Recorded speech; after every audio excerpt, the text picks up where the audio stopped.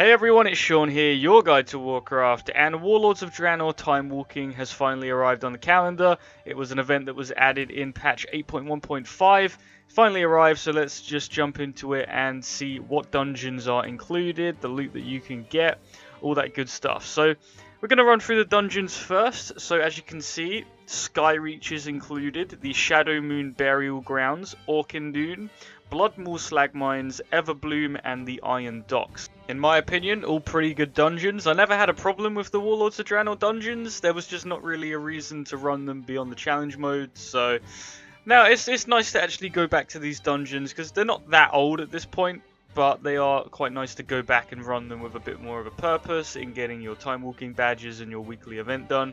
So then we'll get on to the vendor and the gear. So obviously, as always, when you finish your first time walking dungeon, you'll be given a quest. That quest will direct you to a vendor.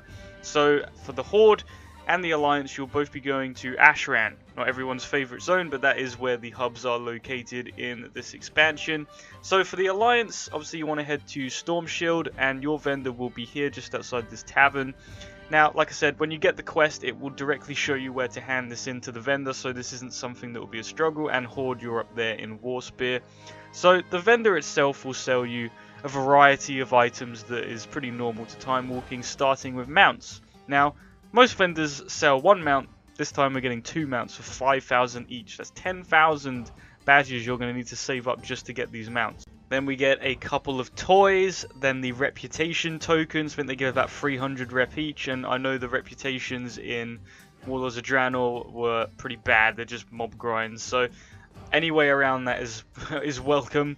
Then you get a few of the old transmog pieces for actual time walking gear that you can buy, which, you know, just hold some of the old transmogs.